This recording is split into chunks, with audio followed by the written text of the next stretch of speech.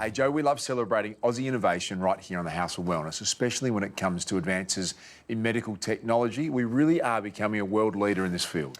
We are so lucky to have access to first-class care beginning from birth, and that's especially important for many families who have their babies prematurely. Some are critically ill, but giving medical care to someone so tiny is incredibly challenging. A revolutionary new device made right here in Melbourne is helping treat the country's smallest and most vulnerable patients, babies like little Nash, who was born at just 28 weeks and needed surgery on the very first day of life.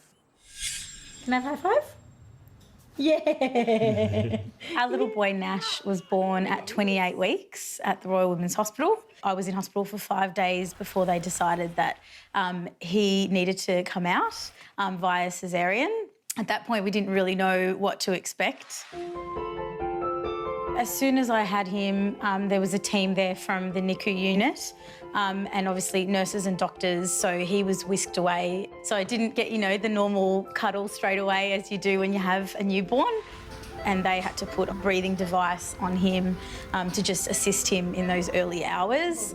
And yeah, it was a few hours later, whilst I was in recovery, that I was approached about this trial that was happening and asked whether I'd be interested in our family being part of that via Nash.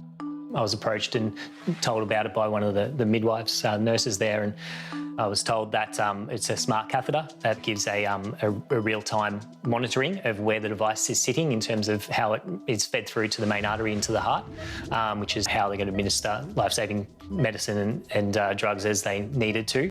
In the past, that has been kind of a situation where perhaps they've sometimes administered it in the wrong position, or they've positioned the device in the wrong spot, so they'd have to go in and do it again and again, or have to redo it with every time the baby needed medication. So for this, it was just like a surefire way that they knew exactly where it needed to go, and then everything could be administered through that. So from what we understood, it just meant a lot less trauma for him and for us, because as you can imagine, it's really challenging to see this tiny little baby. He was only 728 grams, so this tiny baby go through that time and time again. So it was just a lot less invasive for both him and us. Yay, good boy. Nash is now 1 year old. He turned 1 back in December, and on the 22nd of March, he turned 1 corrected, which means that is 1 year from when he was supposed to be born, so his due date.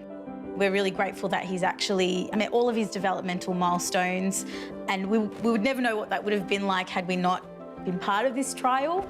His early birth has kind of meant something in a way. Everything happens for a reason, as they say, and so we're really grateful that he's been able to be part of that and part of history in a sense, and that does make us really proud. Hey, what's going on? We'd like to think that his development at this stage now has a lot to do with those sort of choices that were put to us that we decided was best for Nash. And we really hope that whatever came from Nash's trials really does help benefit kids into the future. The smart catheter is a world's first and has already helped countless babies at Melbourne's Royal Women's Hospital. And joining us now is the woman behind this life-saving device, Professor Christiane Theda. Welcome, Christiane. Thanks for inviting me.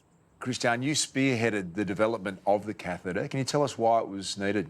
Yeah, in the neonatal intensive care setting, we often have to place catheters for vascular access into the blood vessels of the babies because it's essential that we give them fluids, nutrients, and medication.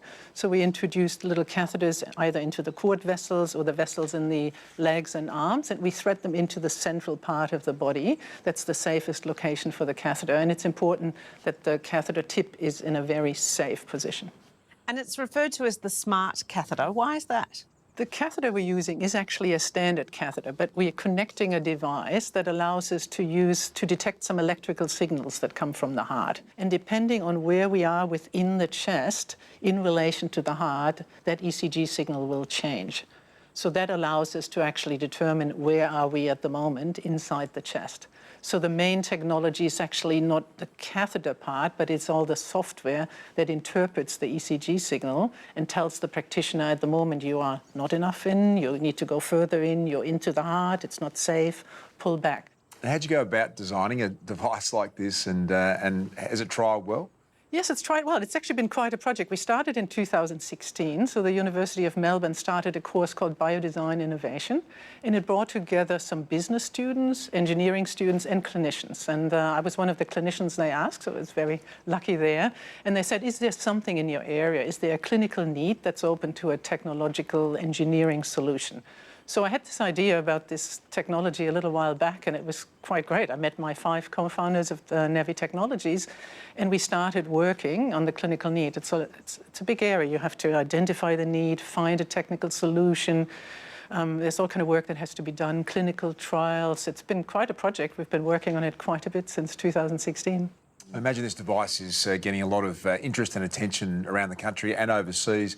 Where is it being used, and is it attracting global attention?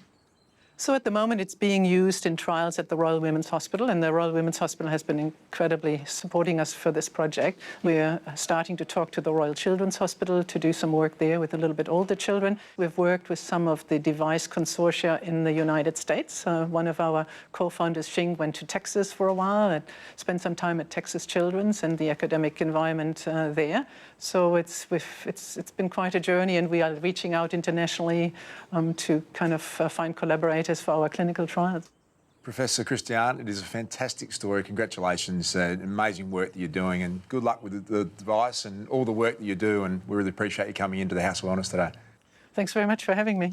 Great stuff. The medical breakthroughs continue after the break as we shine the light on the latest treatment for Parkinson's disease. It looks a little strange, Joe, but the early trial results are remarkable, giving hope and relief to many. That's coming up after the break.